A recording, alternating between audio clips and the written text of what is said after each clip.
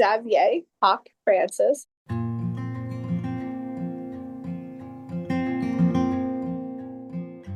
he was like my little Habs fan. Welcome to Still a Part of Us, a place where moms and dads share the story of their child who was stillborn or who died in infancy. I'm Winter. And I'm Lee. We are grateful you joined us today. Please note that this is a story of loss and has triggers. Thanks to our lost parents who are willing to be vulnerable and share their children with us. If you're listening to this podcast, just know that on our YouTube channel there are pictures and videos that are related to the stories that are being shared. Subscribe and share it with a friend that might need it, and tell them to subscribe. Why? Because people need to know that even though our babies are no longer with us, they're still a part of us.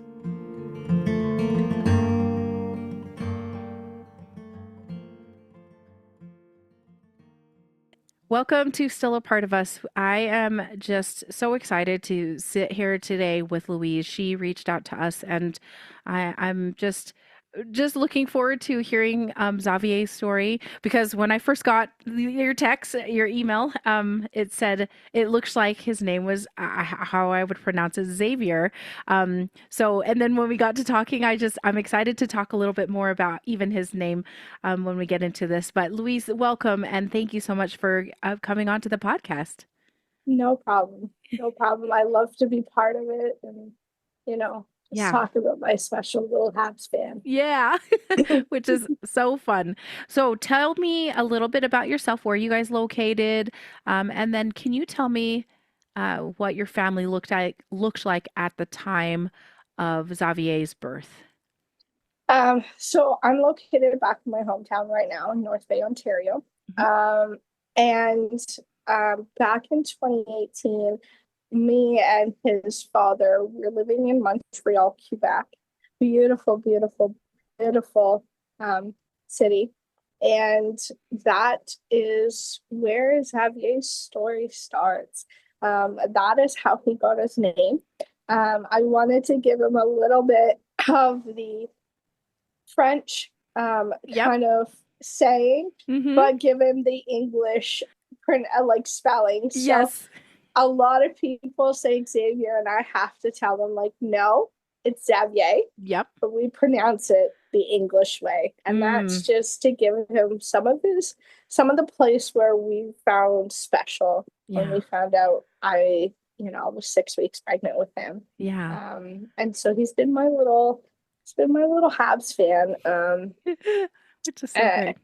Yeah. His father is actually a big Habs fan and has been since he was So that's where it comes from. Love it.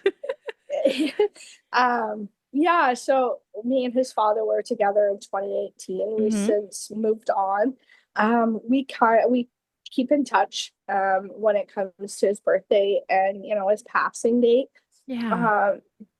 We promised to Xavier that, no matter where we are in life, we'll still be connected as a family. Yeah. And we've really tried to maintain that. That is so beautiful, because I know relationships can be hard, especially after loss, and the fact that, though, like you said, you guys moved on and are in a different situation now, but I think that's really special that you do keep in touch, reach out to each other. That your connection as a family. I think that's so beautiful. So beautiful, Louise. And then Louise, can you tell us a little bit about what your family looks like now? And where you guys are back in Ontario. Is that right? What I heard? So I just recently got married on July 3rd. I've been with my now husband for 5 years. We have a beautiful little boy. I have 3 other children. And so big, happy family. And my house never stops. As I say, I've had some problems in my past, so I only have one with me. But my other 3 I am in contact with, and, we still are a family. Yeah. But it just, I've learned to move on from my mistakes and make myself a better person. But yeah, my youngest son now is 3, going on 4. Oh, they're a handful. They are a handful. Oh, he's worse. He's like a 4-year-old, like almost 4-year-old going into almost a 22-year-old body. Yeah. Because he knows what he wants. He's not afraid to tell you. And if he doesn't want to do something, he ain't going to do it. Nope. And that's partly on me and his father's fault, because we've been always like, speak your mind, will be your voice. You know, you're allowed to say no. Dang it. So it's really come to bite us in the butt now. And we sit there sometimes going, why did we ever do this? Yep, this is what happens when you have independent children. Right? Thank you so much for telling us a little bit about yourself. And actually, what do you guys like to do as a family? So traveling Yes. is our biggest thing. So we are having our big celebration in 3 years for our wedding. So we're just going to have a big celebration. And then we plan on going actually to Xavier's home place, which is Montreal, for our honeymoon. And we're going to take our son Daniel with us. Awesome. Just to show him where Xavier's from and the joy and the love that I fell in love with Montreal.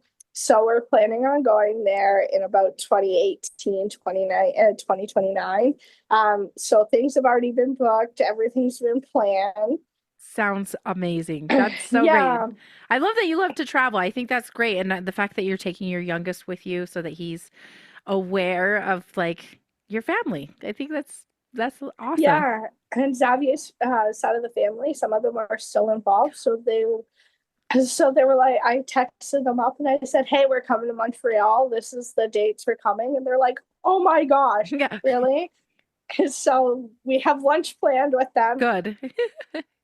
Can get to know their greatest grandchildren. Yes. So Daniel's still part of their family, even though me and Xavier's father's not. Yes.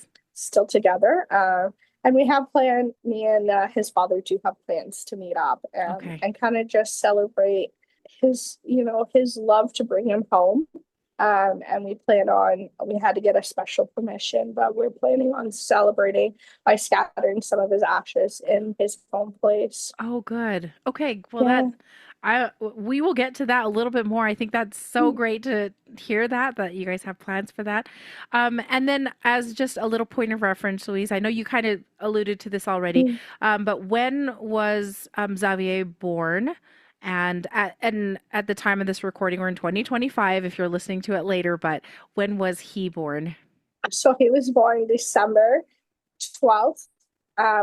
He was actually born right at 12:12. So he was born on the 12th of December at 12 o'clock. Wow. Which, if any Habs fans are listening, Rocket Richard has his 12:12. So it's really symbolic. So he was born on December 12th at 12 o'clock. Oh my gosh, that is so funny. Yeah, and it was a heck of a pregnancy. It was rough. So let's talk about that. So how were you guys planning on getting pregnant? Was that something that you guys were planning on with Xavier's father? Was that a little bit of a surprise? I think we had talked about it. We would like to have children. There was no exact we're gonna have a child for this month, and it was just kind of like, it'll happen when it happens. Yes. Okay.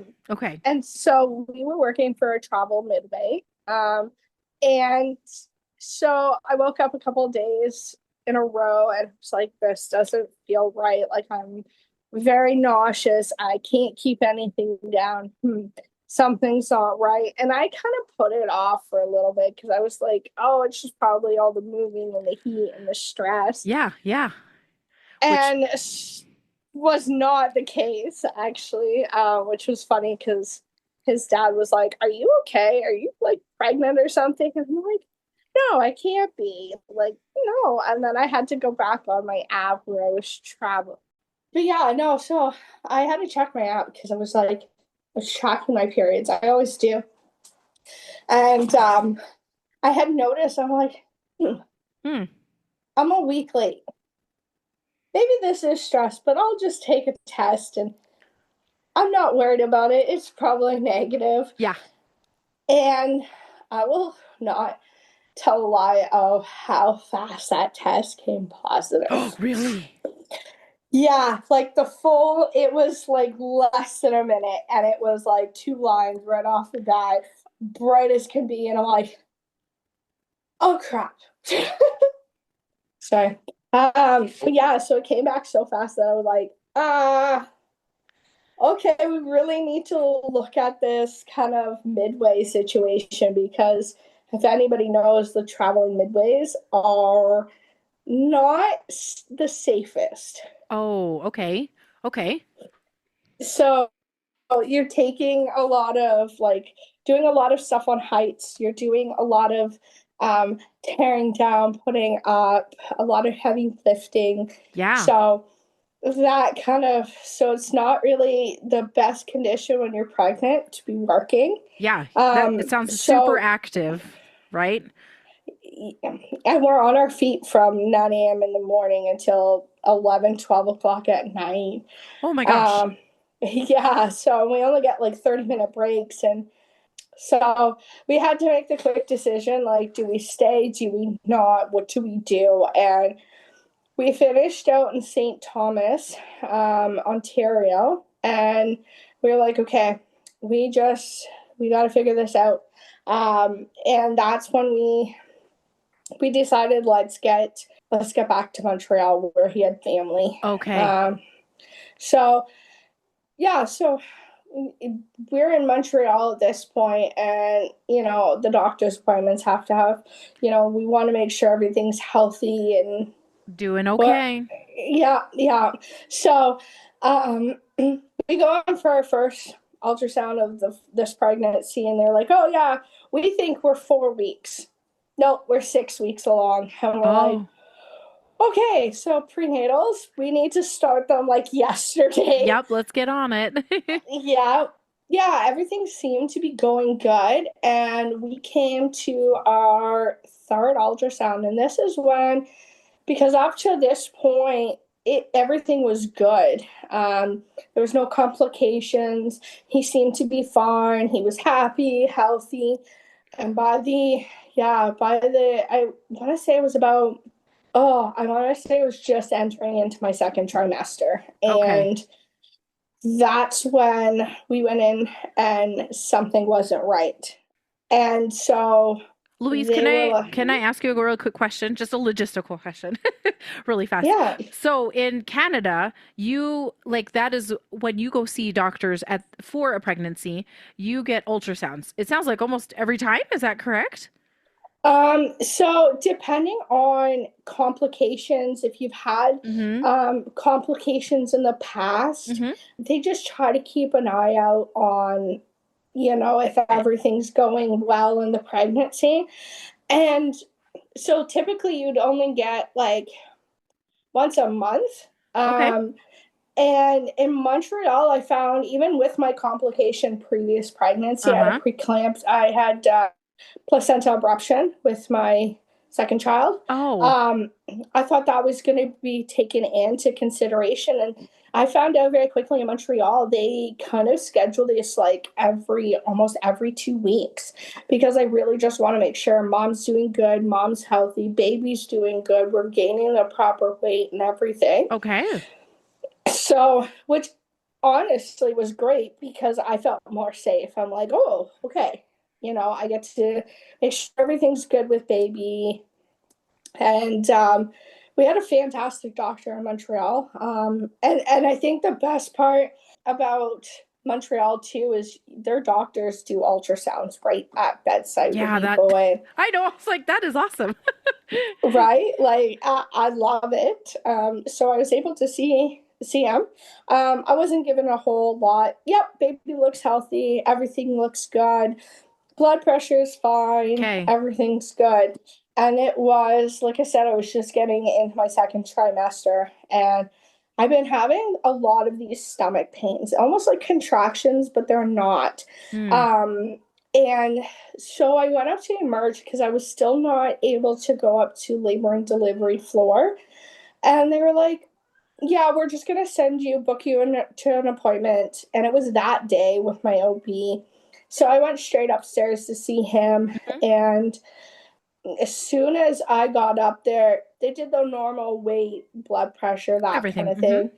And so I got in to see him. He does a quick ultrasound. He's like, okay, I'm going to send you for a more in-depth ultrasound. I think there's a glitch in our system. And I was like, a glitch in your system? Okay. So we moved to the other side where they had more in-depth ultrasound. And they were there with my OB and another ultrasound like doctor and then the tech. And they said, there's something wrong. And I was like, my heart sunk. I was waiting for them to say, he has no heartbeat. And they said, he's still alive, but he's missing a kidney.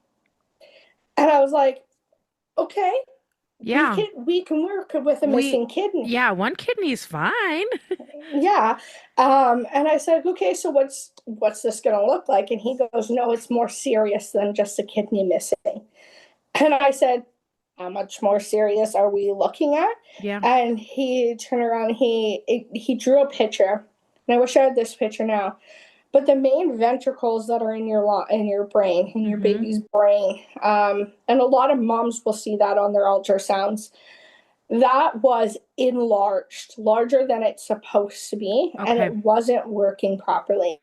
So the ventricles in your baby's brain, they're supposed to they're not supposed to be enlarged, like an adult size. So we weren't sure what was going on with that. Okay.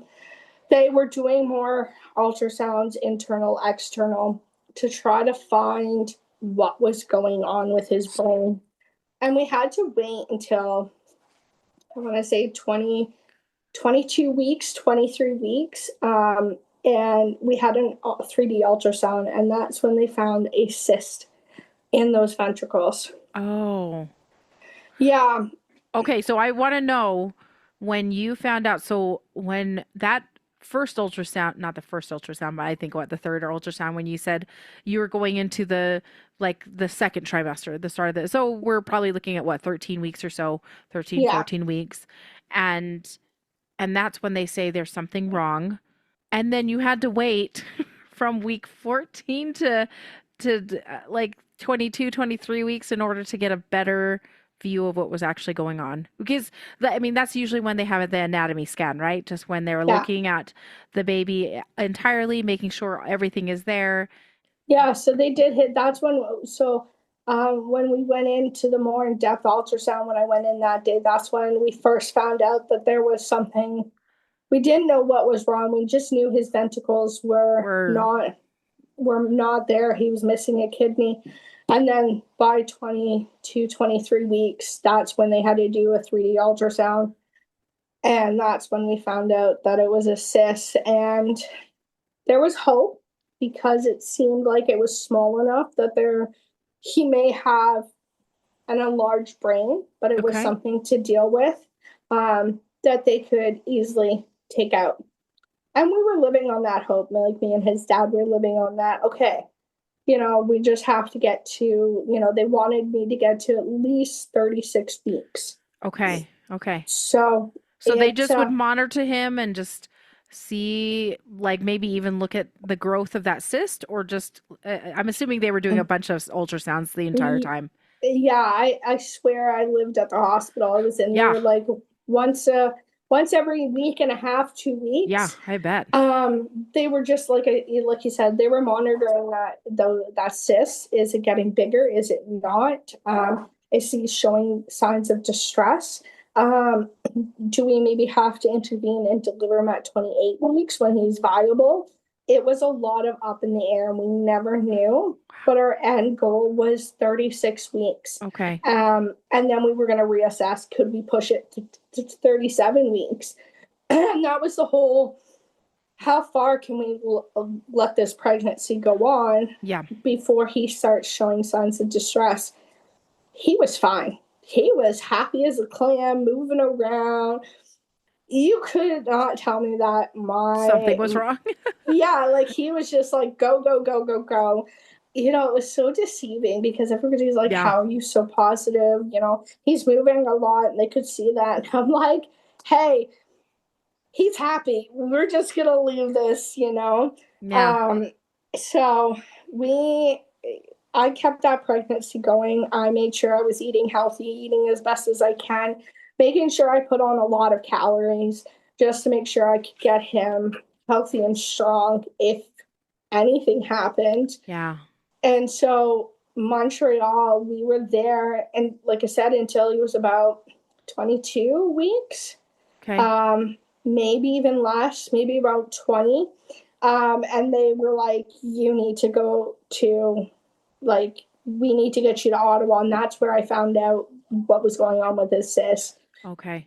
Because Ottawa has CHEO, the one best hospital ever, Okay. children's hospital. And they said, you need to go to CHEO. You Okay. need to be monitored in that. So that's where I was. But I was like, where am I going to be? Like, I don't have family in Ottawa. I have nowhere to go in Ottawa. Yeah. They got me into a pregnancy shelter in Ottawa. It's called St. Mary's. They've now closed their pregnancy shelter and they only have their community center for moms under the age, I think it is 25, 26. Okay.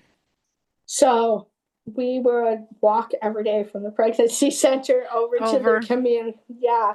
And I was taking as many classes as I could. What could I do? How, like, I didn't think he was going to be able to be breastfed, but that was in my head. Like, I want to give him, like, the best to start. As much care. Okay. And so I was taking all the classes that they could give me there. I found other pregnancy classes for, you know, special needs children who were on, like, ventilators and, you know, have mobility issues and whatever I could grasp. So I wasn't jumping into this going, what the heck and so that is really smart, Louise. I'm just saying, because some people don't prepare for that kind of thing and it is a shock to the system. So like, good for you for being aware of that. Can I ask you a couple of questions, or like a couple of follow-up questions? So at the 23-week appointment where you did find out about his cyst and the kidney, I mean, you knew about the kidney before, but like, what was actually happening? Is that when you found out what his gender was going to be at that time, or was that a different That was before we moved to Ottawa. So when we first got the initial, hey, he's missing a kidney, he's something's not right with his brain, and we were in Montreal. And I will tell you this much, because I didn't want to know the gender. Oh, you didn't? At all. No. And so when they were looking at his kidney, I guess the ultrasound tech didn't get that information. And she was like, oh, he's a little boy. And I'm like, wait a second. And so, and the also thing was, is if me and his father, one of us found out what it was, we were going to keep it a surprise and like do like our own little gender reveal, just so then that way we didn't screw up the whole pregnancy and slip or something. So he wasn't part of that ultrasound. So I knew and his father didn't. And were you just going crazy? I would be going crazy. I'd be like, oh, I want to tell him so bad.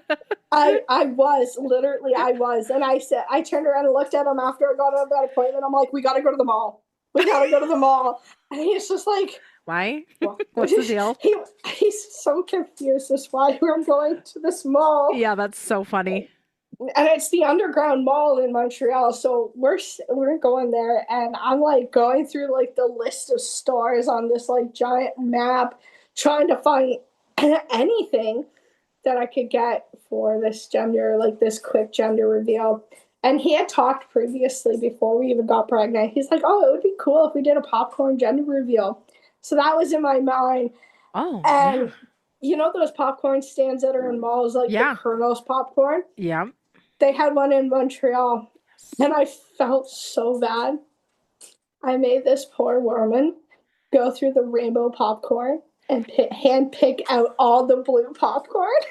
Oh my gosh, I can't believe you did that. But also, I totally understand that too. I mean, oh my gosh, that is so funny. How big was the popcorn? That was... It was only about like, it was just like their small one. And I felt so bad because it was her and like two other employees besides her. That is so funny. Yeah, so we had two employees. Just working. Yeah. So, and then I was like, okay, I'm going to be right back. So I had paid for this and I knew Old Navy was in this store. And I'm like, okay, I'm heading up to Old Navy. And I Okay. went up there and I found this like blue sleeper and perfect blue. It was super soft. It was like, I'm going to get it. And it was actually on sale. It was on sale for $12. Sweet. So this is kind of, I never knew why 12 was a big part of his life, but It showed up everywhere. yeah.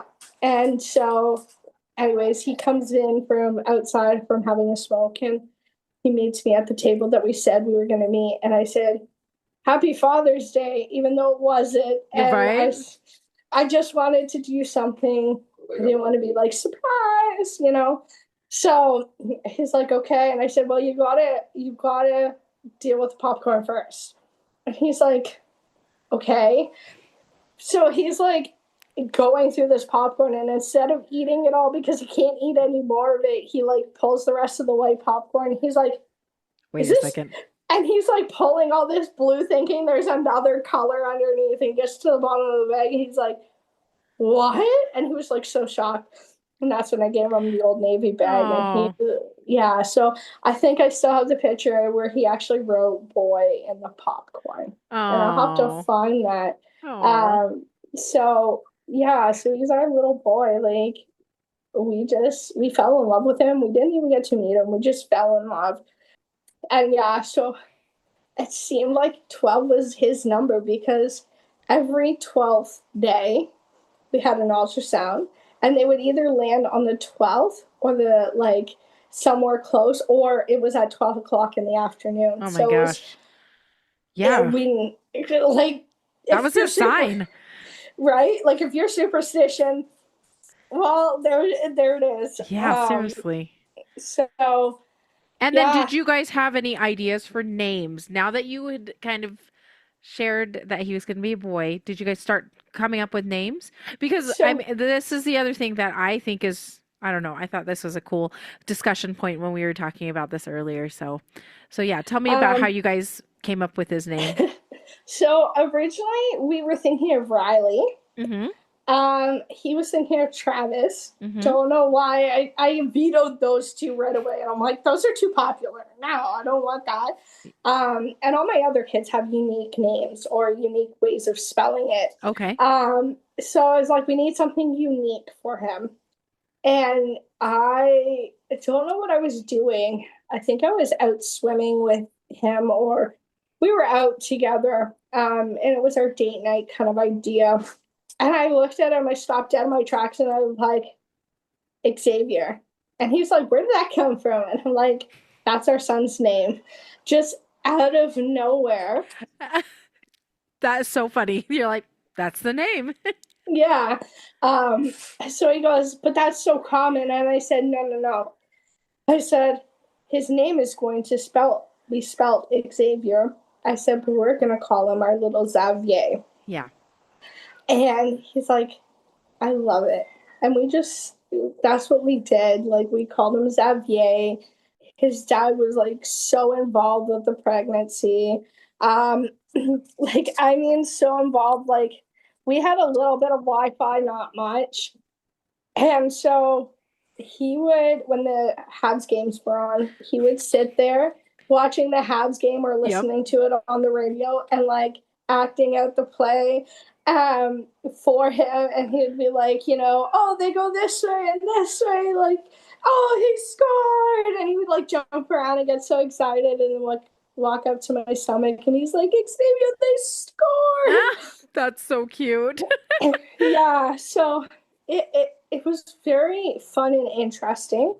We made the bright side of everything. We never said, oh, because there was talk throughout when we found out there was talk of maybe he's not going to make it. He may Yeah. only live an hour.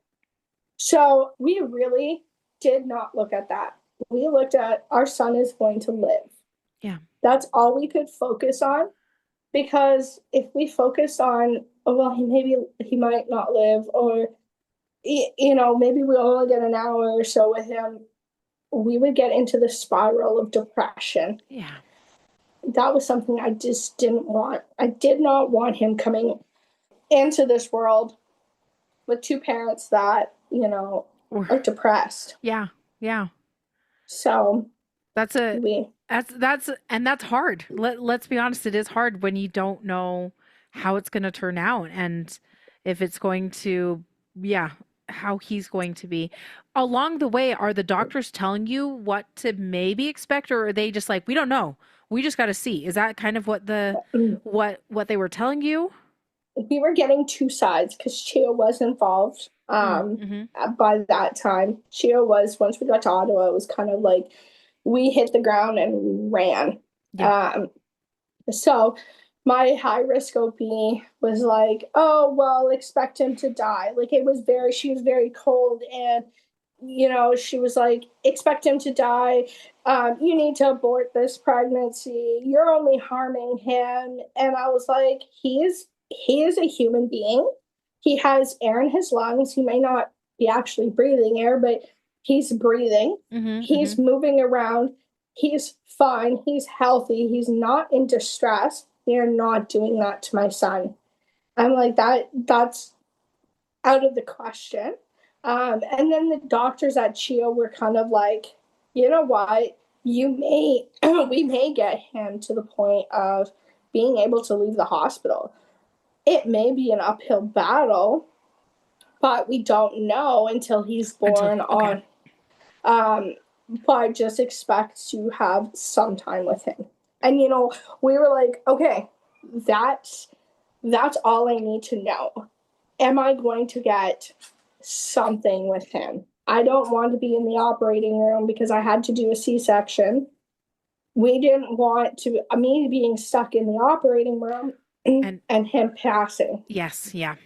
Because that would be, that's hard. Yeah, so by the time he was delivered, so we did make it to 36 weeks. You did, okay. We did make it to 36 weeks, and we had some talk with CHEO at that point because they were still involved trying to come up with a care plan for him and what that's going to look like. So the rest of my pregnancy, it was constant, the test results being sent back to CHEO, us meeting with CHEO like once every 3 months, updating with them every so often and going, okay, where are we at? And he was doing great. So they were like, let's not intervene. They did give me the steroid shot. They did, okay. Because we just didn't want to take that chance of me going into spontaneous labor and not being able to give him that shot. So I was getting that. I got four shots at different increments of. So I got one just before 28 weeks, and I got another one around 34 weeks. Okay. Just to give him the best outcome at any point. And that's when, I think it was about 29, 30 weeks, we were getting to the home stretch. And that's when I started having spontaneous labor. You were, oh. Yeah. And so they were like, we've got to hospitalize you right now because we need to keep an eye on him. Yeah. And so with that spontaneous labor, it was coming and going. We never knew, but it would be like for a prolonged period of time. And when I say that, it would be for like an hour and a half, and we just couldn't get it to stop. So they were constantly, what can we do? What can we do? So yeah, it was really like nerve-wracking because when it started, I was like, is this the day? Yeah. Yeah. That's the thing that I keep thinking about when you said that. I was like, oh, this is like you could be meeting your son and he could be passing away. Like that. You're like, don't go into labor yet. I'm not ready. I would be like, I'm not ready yet. So yeah.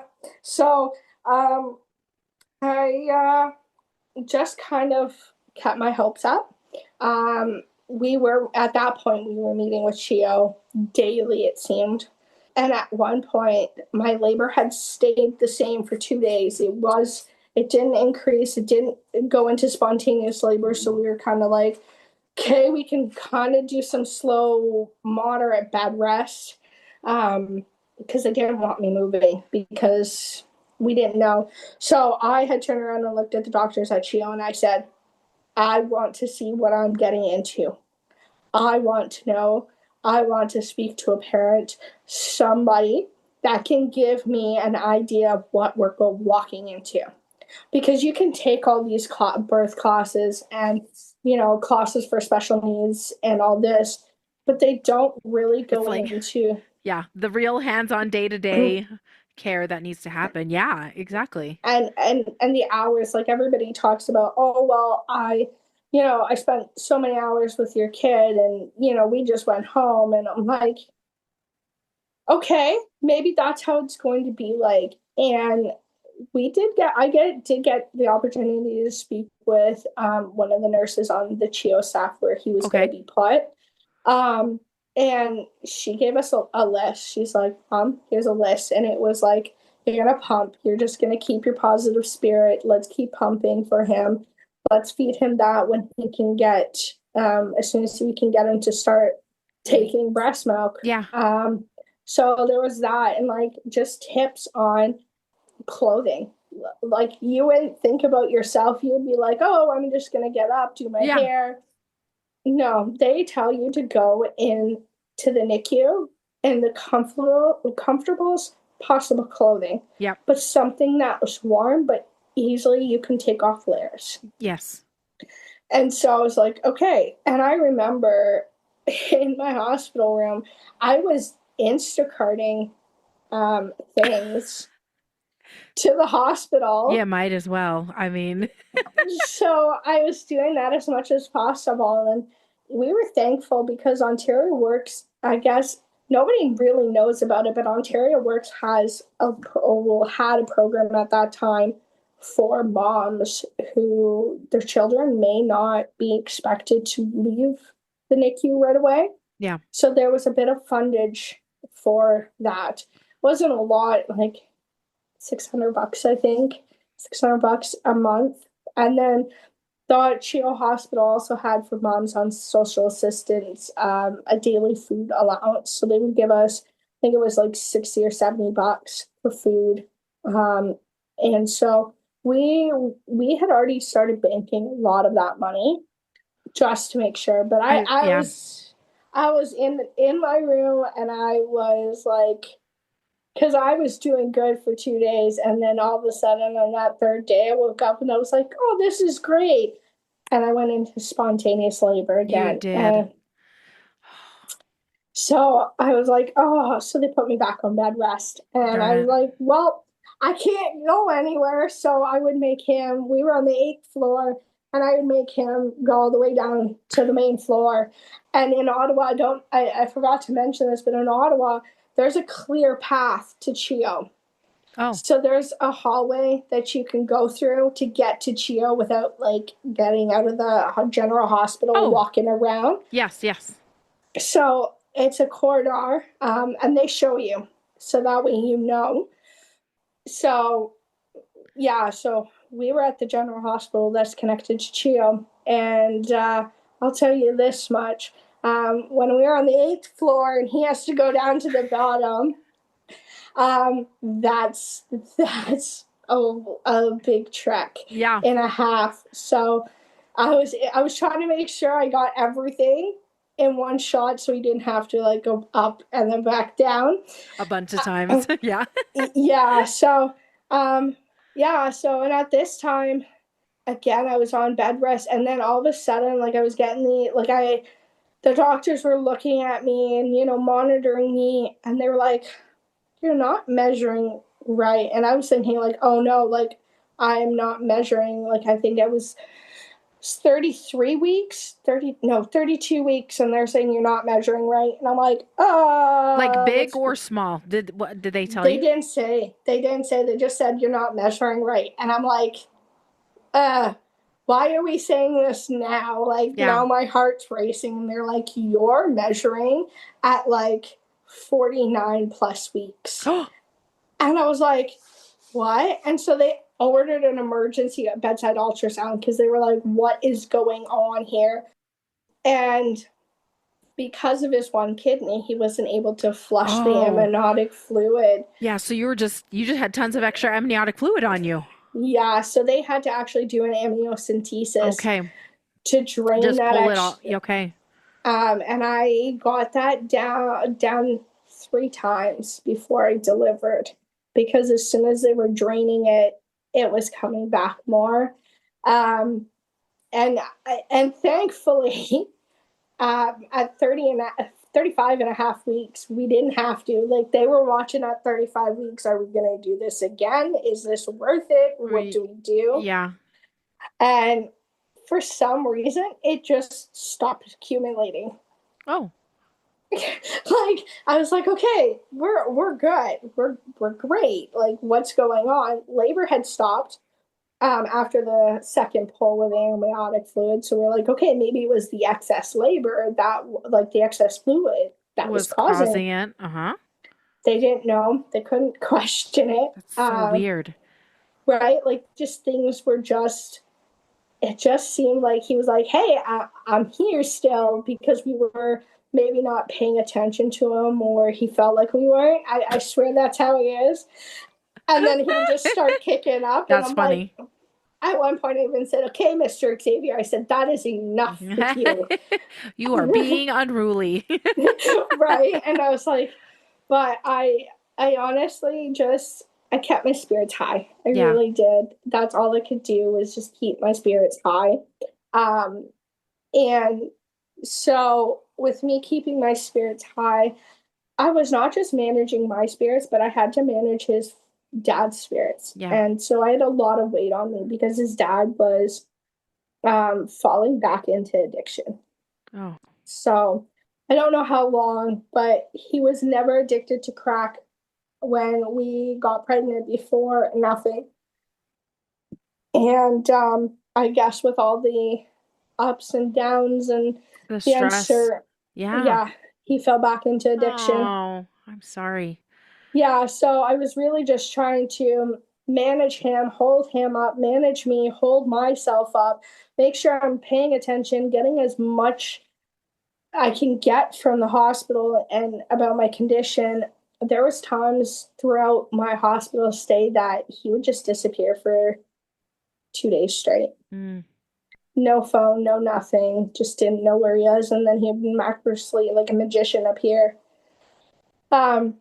So I did my best to kind of keep going for Xavier and not giving up. So, which, I was grateful for. I was really grateful.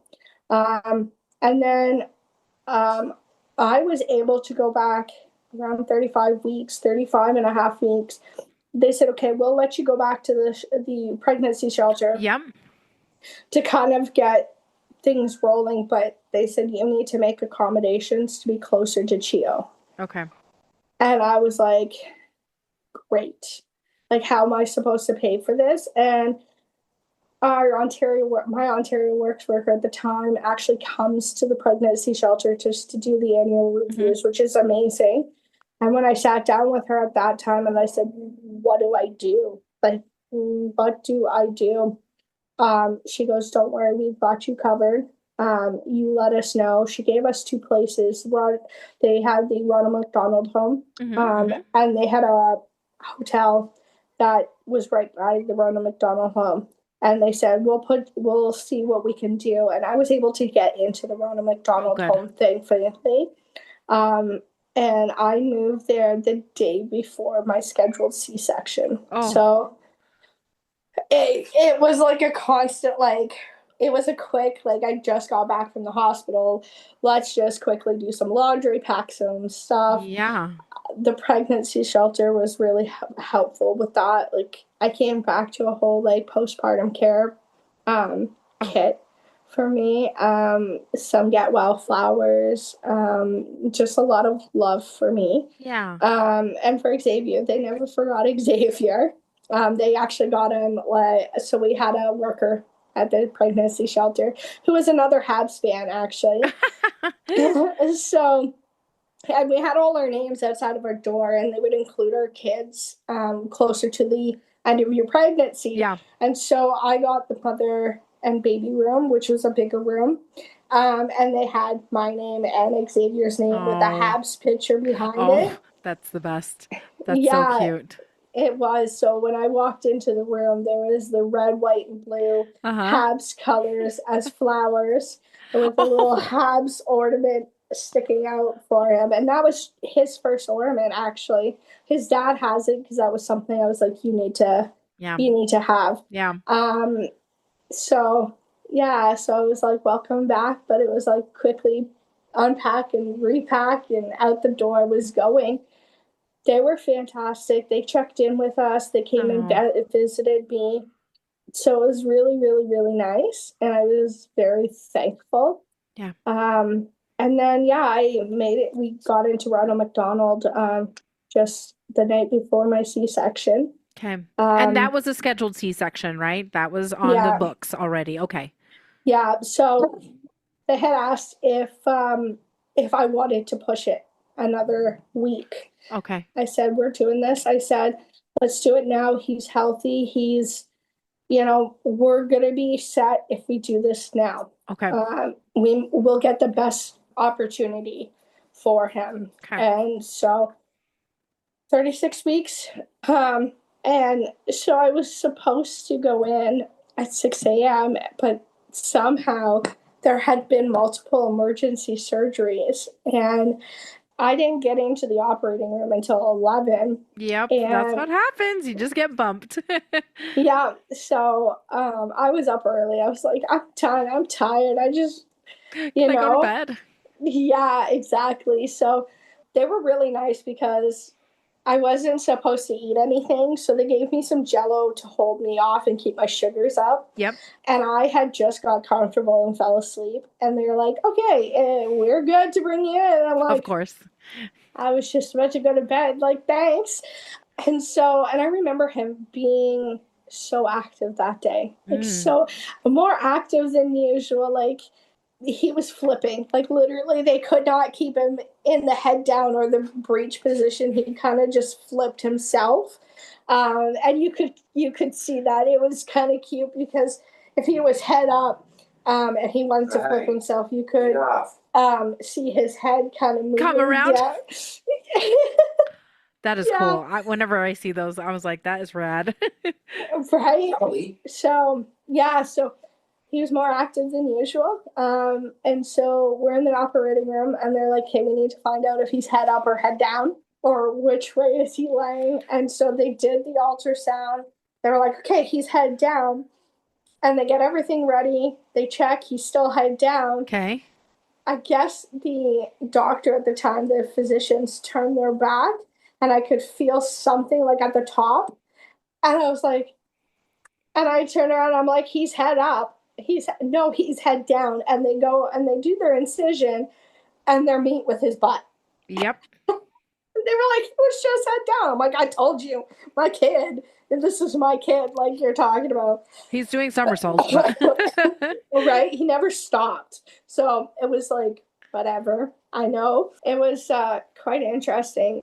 It was really quite interesting.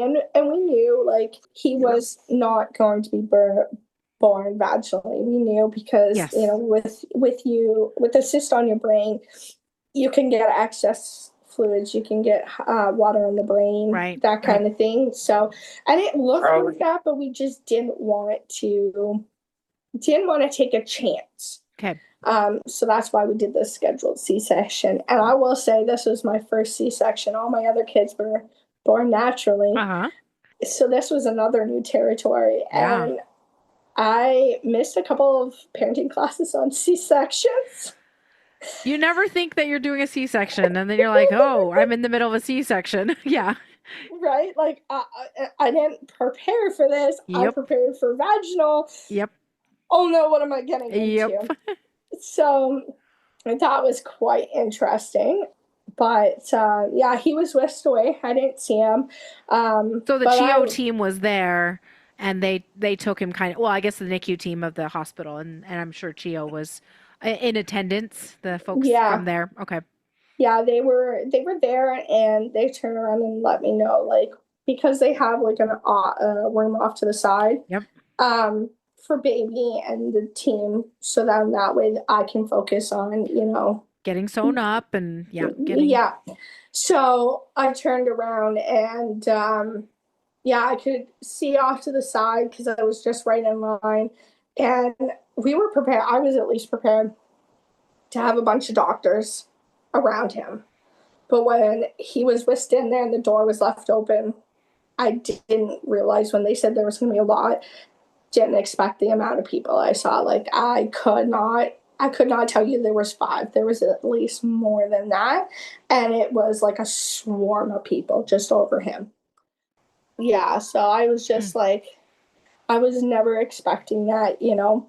I think the best thing though, when, you know, he was stable and I was stable and I brought to the recovery room, the best thing is that when they brought him in for me to see before he got whisked off to CHEO, they turned around and they brought him down and they said, well, mommy, you have a surprise. And I was like, yeah, no, I'm having a boy. Like, what are you talking about? That's in my mind. And they said, he has a little surprise for you. And they gave me my finger and he held onto my finger. And as he did that, he had an extra digit on his thumb. He did. Okay. Yeah. So he had periodactyl syndrome. Yes. And I will tell you, I had over 500 different ultrasounds throughout my pregnancy. They never caught it. Yeah. Wow. That is crazy. Yep. He kept it a secret. And he was very rare. So they just thought it was going to be like an extra thumb, you know, blood going to it. You know, we'll have to remove it at some point. Yeah. No, he had a full bone in it. Like he did. Yeah, so he could move both thumbs, and it's very, very rare. Yes. So we always made the joke that when he was going to be older in school, he was going to give 2 thumbs up on one hand. On one hand. I was going to say he's going to be some accomplished pianist with an extra thumb. Right? And that's where really like CHEO started for us. I got out of the operating room. I was in recovery. And did everything go okay with the C-section, actually? Yeah. Okay. So everything went well. Everything was fine. They had no concerns. The only concern they had was more or less keeping me down. Oh. I was like, nope. I gotta go see my baby. Yeah, that was the thing. I think I was like 3 hours out of the operating room. So I was still in recovery and I was expressing milk. And then by the time I got moved to my room on the postpartum floor, it was 3 hours. And I was like, okay, I need a wheelchair. I need to go see my son. They were like, whoa, you just had major surgery. You're not moving. And that was their thing, was like, you're not moving at all. And so I slept. I had some stuff to eat just, you know, to get my strength back up. Yep. And my night, it was shift change. And I turned around and I looked at his father and I said, grab a wheelchair. Literally. You are so sneaky. I said, grab a wheelchair. We have half an hour to break out. I said, I don't come back. I don't care if I come back after shift change, but we got half an hour to move me from this bed. Go. Exactly. So we got me into a wheelchair and he's like, are you okay? And I'm like, I'm in pain, but just push pillows around me and let's go. That is so funny. That's so funny, Louise. It was really bad. So I went over and I saw my son. You know, at this point, I'm like 4 hours, 5 hours out of surgery. You know, they don't. Oh my gosh! No, seriously, seriously. So I'm over there, and the nurse, she was an amazing nurse. Her name was Mimi, Nurse Mimi, and that's what they just called her. I don't know her real name. That's what we called her. And she goes, what are you doing out of bed? And I'm like, shh, don't tell them. I said, I need to see my son. I need to put hands on my son. And I had this teddy bear that we had gotten him in Montreal. So I wanted to give that to him again because they didn't want to take it. And then I convinced them to. So I wanted to make sure he knew his teddy bear was there with him.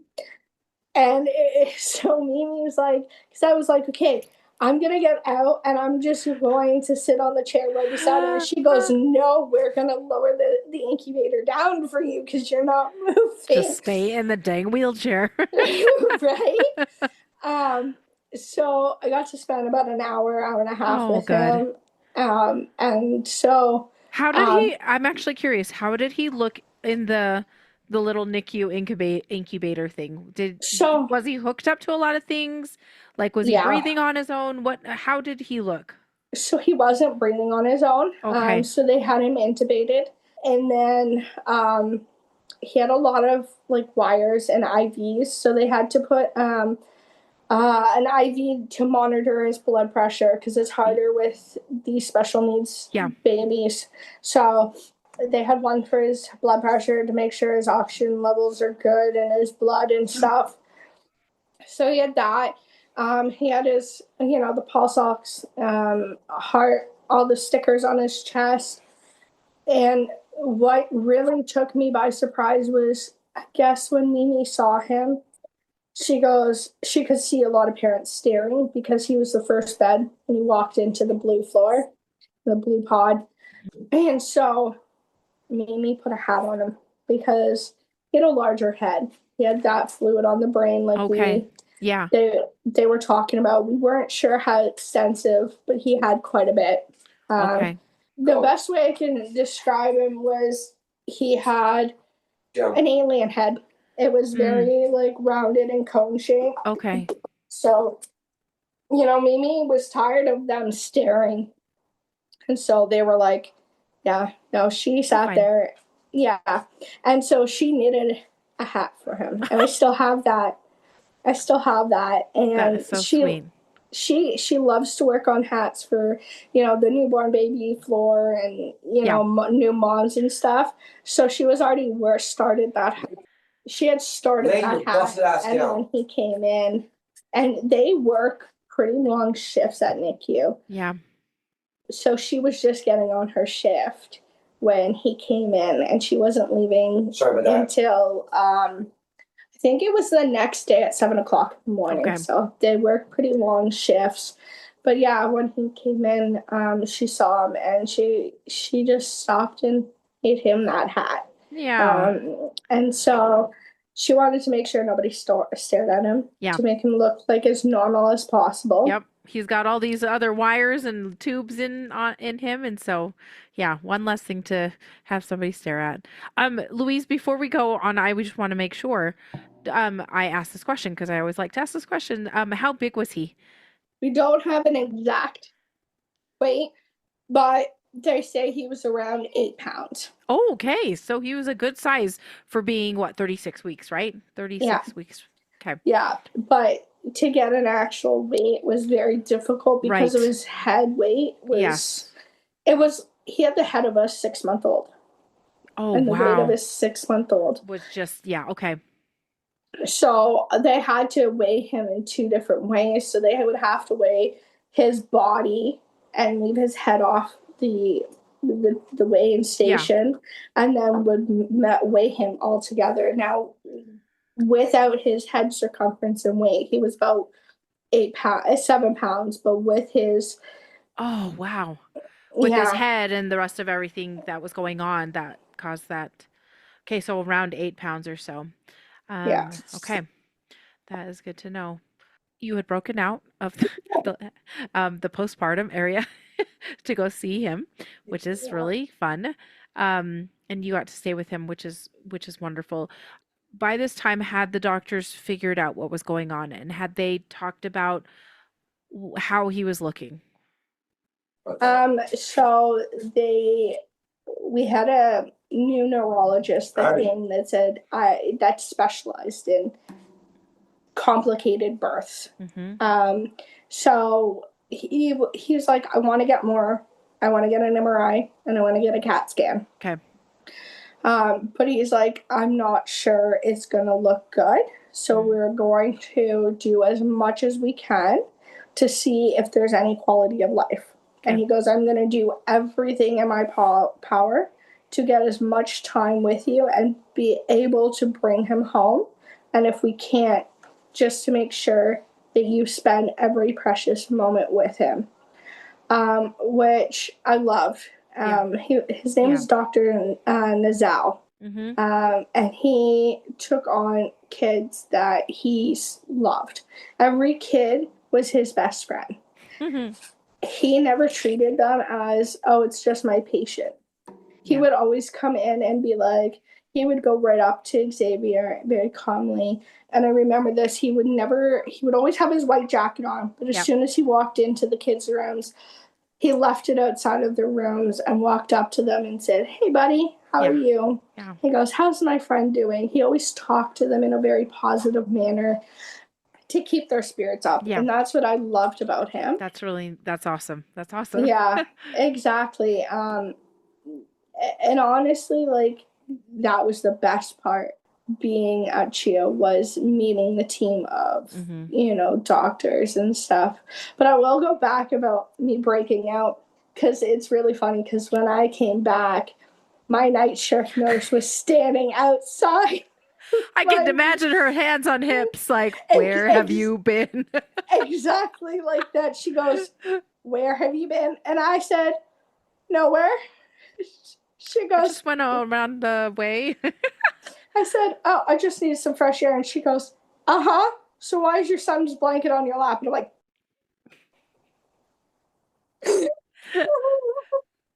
was one of those things, like, I remember Mimi giving it to me so it would help me express my milk. And I never thought to potentially hide it. And so it was on my lap, and I was like, there's evidence you've been out. Yeah. So that is hilarious. Right. So I was like, I can do this on my own. She's like, oh, no, you're not. We're not taking responsibility of a stitch popping or something. And so I remember her calling like a couple of nurses, and they're like, so you found her? Yes, I found her. She finally came back. So I was in a lot of trouble. But yeah, so time goes on. I'm finally discharged. I go back to Ronald McDonald House, and I'm just trying to making life as normal as possible. Yeah. When we got there after Xavier was born, like little Xavier, they had a welcome back brunch or lunch dinner for us, and flowers. Like, I went upstairs. So nice. Yeah. So I went upstairs to go to our room first, and the staff there were like, let me help you. Just like, let me help you up the stairs. And so by the time I got up the stairs, everybody that was registered at the Roger Neilson's house, and staff included, had like cards and flowers around my door of just, congratulating us, and if you need someone to talk to, we're in this room. And so it was really, really set in my heart that I knew that I had a community if I needed to. So, and like, being close to Christmas and your child's born, and you don't expect it. And so this is where it's actually quite funny, because this is where 12 comes in, because when we got to Roger Neilson's house, we were in room 12. Seriously, like, there's just so many things pointing to 12. That's awesome. Yeah, and so his room in CHEO was 12. Oh my gosh. Yeah. That is nuts. Yeah, so he was in the 12th bay of the 6th bed. I was like, yep. It's meant to be, my little man.